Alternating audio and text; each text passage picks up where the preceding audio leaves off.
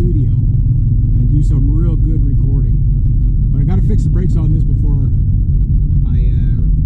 I can risk driving the car around, but I can't risk like my guitars and my drum kit and stuff like that. So like I'll take the risk, but I don't want to risk damaging my drum kit or like that with bad brakes, right? So yeah, car I don't care. You know, if you hit another gray car, it's just gray on gray. You'll never see the scratch, right?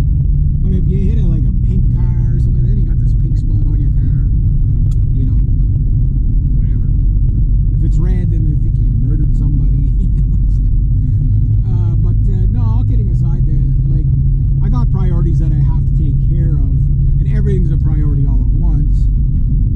But once I get the brake job done, hopefully it might be early July. I mean,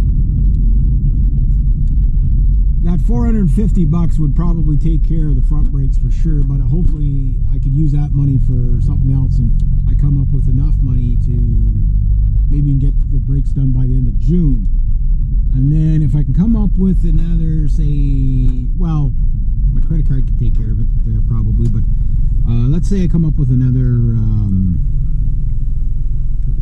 $1,200 by the end of the season. I could probably record video and all a really professional song and give you guys a really, really good recording. But if that doesn't materialize, I'll just keep doing the cheap stuff that I've been doing. Because I haven't been able to play my drums this week due to the chickenage in the house, because I don't want to scare the crap out of I don't want to shell shock the chickens, right? But I also you know, like I do practice, you know, with just the sticks or whatever too, but I like practicing.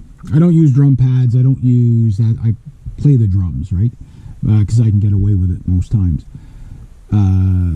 But I got to get isolation headphones before I can really, really maximize my recording, because it's so hard to record the drums, you know, properly without the click, right?